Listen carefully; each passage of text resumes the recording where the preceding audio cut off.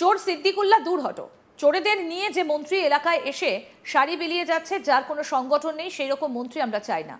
নিজের বিধানসভা এলাকায় ঢুকতেই রাজ্যের শাসক দলের মন্ত্রীকে দেখে চোর চোর বলে স্লোগান দিল তৃণমূল কর্মীরা। নিজেদের দলের মন্ত্রীকেই বলছেন এরকম চোর চোর মন্ত্রী তারা চান না। কি আশ্চর্যের বিষয় একবার ভাবুন, তিনি কাউকে না জানিয়ে এলাকায় কেন এলেন আর কেনই বা দলের কর্মীদের না জানিয়ে শাড়ি বিতরণ করলেন, তাতেই রেগে লাল দলের কর্মীরা। আসুন এক ঝলকে দেখুন সিদ্দিকুল্লাহ চৌধুরীকে দেখে দলের কর্মীদের সেই চোর চোর স্লোগান দেখুন। সিদ্দিকুল্লাহ দূর হটো, চোর সিদ্দিকুল্লাহ দূর হটো, বিজেপির সঙ্গে শাড়ি বিলানো, গ্রামের নির্বাচিত সদস্য জানে না কোন সিদ্দিকুল্লাহ চোরদের সঙ্গে শাড়ি বিলিয়েছে। দূর হটো,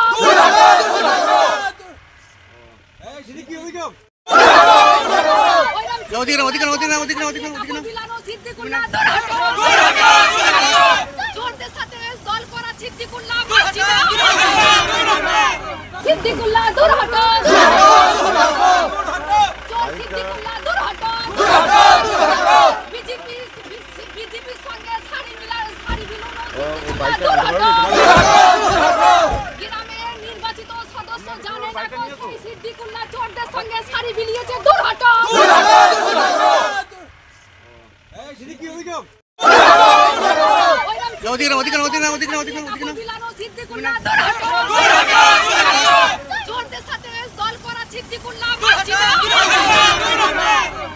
এই ঘটনাটা ঘটেছে পূর্ব বর্ধমানের মন্তেশ্বরে।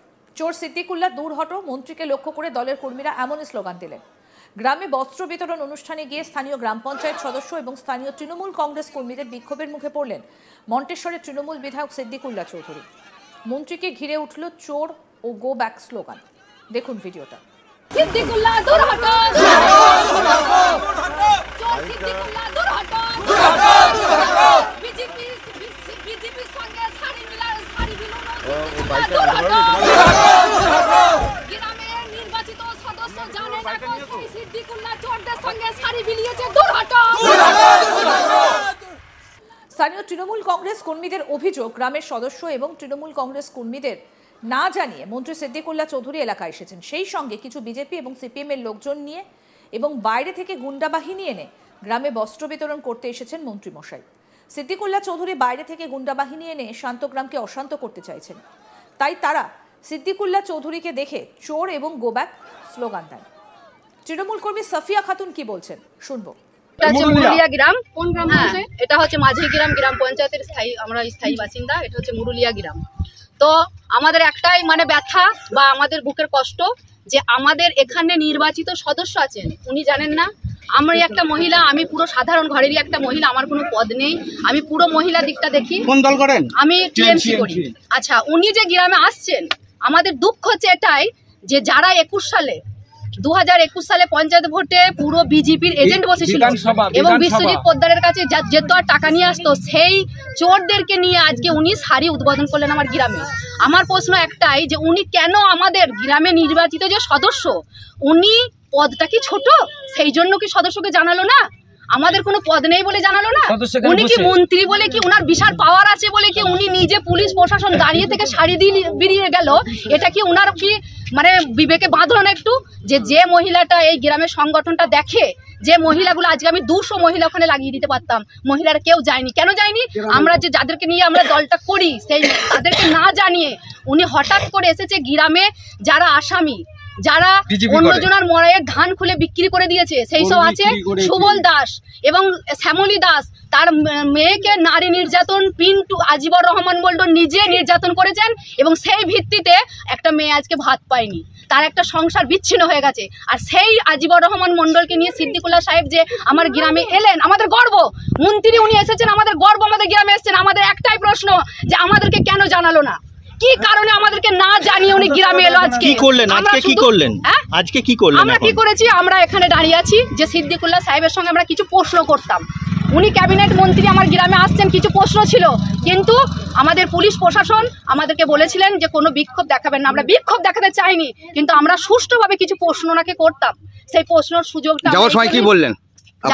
যাবার সময় আমরা সিদ্দিকুল্লাহকে দূর হাটাও করে আমরা বিদায় দিয়েছি। ওই রকম চোর, যাদেরকে চোরদেরকে নিয়ে যে মন্ত্রী গ্রামে এসে শাড়ি বিলিয়ে যাচ্ছে, যার কোনো সংগঠন নেই, সেই রকম মন্ত্রী আমার গ্রামে ঝামেলা করার জন্য আমরা কেউ চাই না। ক্ষোভ উগরে তারা আরো বলেন, বাইরে থেকে লোক এনে এখানে রাজনীতি করতে চাইছেন সিদ্দিকুল্লাহ চৌধুরী, কিন্তু তারা থাকতে সেটা হবে না। কি বলছেন তৃণমূল কর্মী সাফিয়া খাতুন এই বিষয়ে, এবার সেটা শুনবো। গোটা গ্রামই চায় না আমার গ্রামে এখানে কোনো মহিলা, আমার নিজস্ব মহিলা বা আমার গ্রামের যারা সাধারণ মানুষ তারা নেই। ওখান থেকে চিন্টু নিয়ে এসেছে 42টা মোটরসাইকেল, বাইরের ভাড়া করা লোক। আরে বাইরের ভাড়া করা লোক নিয়ে এসে সিদ্দিকুল্লাহ সাহেব মুরুলে রাজনৈতিক এখানে দেখাতে আসবে মানে সংগঠন দেখাতে পারবে না। সংগঠন থাকলে, দম থাকলে আমার গ্রামের কতগুলো লোক ওই রাজিবুর রহমানের পিছনে আছে, ওই চিন্টুর পিছনে আছে। আর একটা কথা হচ্ছে যে আজকে যে ভাই ওনার কি পদ আছে আমি জানি না, ওই আজিজুল ওনার কি পদ আমি জানি না, আমি একটা সাধারণ মেয়ে, কিন্তু ওনার কাছে আমার নাম্বারটাও আছে। ওই আজিজুল জানেন যে সাফিয়া সংগঠনটা করে, সমস্ত গোষ্ঠীর, স্বয়ম্বর গোষ্ঠীর মেয়েদের নিয়ে দেখাশোনা করে। সকালে বেরিয়ে সন্ধ্যেবেলায় ঢুকি। কেন আমাকে আজিজুল ভাই একটা ফোন করলো না, সাফিয়া তোমার গ্রামে আমি যাচ্ছি। আপনি কত নম্বরের সদস্য? আমি কোন সদস্য নই, এই গ্রামের সাধারণ মহিলা। এই হচ্ছে আমার সদস্য, ওনাকে জিজ্ঞাসা করে দেখুন। আমি যদি কে হয় আপনার? নির্বাচিত করেছি, ওই যেমন সিদ্দিকুল্লাহ সাহেবকে যেমন আমরা আনিয়েছি, সাধারণ মানুষরা ভোট দিয়েছে। কিন্তু আপনি রাজনীতিটা করেন? রাজনীতি অবশ্যই করি, আমরা সংগঠন করি, রাজনীতি করি। রাজনীতি করেন? আমরা টিএমসি। এই ঘটনায় মন্ত্রী সিদ্দিকুল্লাহ চৌধুরী সাংবাদিকদের মুখোমুখি হয়ে বলেন, আমার সঙ্গে কারোর শত্রুতা নেই। এখানকার কর্মীদের কি রোগ তারা নিজেরাই বুঝতে পারছেন না। মন্ত্রী সিদ্দিকুল্লাহ চৌধুরী কি বলছেন এই বিষয়ে শুনবো সেটা। রাজনীতির নামে ত্রাস, রাজনীতির নামে জমি দখল, রাজনীতির নামে মারপিট, এসব বন্ধ করে ভালো মানুষের রাজনীতি করতে হবে এবং মানুষের স্বাধীনতা, মানুষের দলের প্রতি আস্থা, এটা আমরা ফিরিয়ে আনতে চাইছি। আমি এইসব নেগেটিভ প্রশ্ন সবাই জানে। আমার সাথে কারোর শত্রুতা নয়। কেউ যদি ক্যান্সারের রুগী হয় তো ভাবতে হবে ক্যান্সার। ইনফ্লুয়েঞ্জা হলে একটা ট্যাবলেট দিতে সেরে যাবে, কিন্তু টাইফয়েড হলে ডোজটা আলাদা দিতে হবে। তো এখানকার যারা নেতা টাইফয়েডের রুগী, ইনফ্লুয়েঞ্জা না ক্যান্সার, তারা নিজেরা বুঝতে পারছেন কিসের রুগী। আপনার বক্তব্যের মধ্যে বললেন যে জমি দখলের ব্যাপারে, আমি যা বলছি 100% জমি দখলের কোনো কেউ কারো জমি দখল করবে না। কেউ হয়েছে না হয়েছে এটা সার্বিক আমি বার্তা দিলাম। কেউ দালালি খাবে না, মানুষকে কেউ মারপিট করবে না, এবং এটা মোটরসাইকেল বাহিনী বাড়ি বাড়ি ঘুরে ভয় দেখাবে, সব হবে না। সার্বজনীনভাবে ঘাসের উপর জোড়া ফুলের পতাকা, মমতা ব্যানার্জি, অভিষেক ব্যানার্জি দলের নেতৃত্বের যে আনুগত্য, সেটা তাদেরকে রাখতে হবে। এই কারণে এই বস্ত্র বিতরণ প্রমাণ করে দিচ্ছে সাধারণ মানুষ একজোট হয়ে গেছে। তারা ন্যায়ের পক্ষে, দিদির পক্ষে, দলের পক্ষে। আরো আপডেট পেতে দেখতে থাকুন আজ তাক বাংলা। সাবস্ক্রাইব করুন, নোটিফিকেশন পেতে বেল বাটন অপশন প্রেস করুন।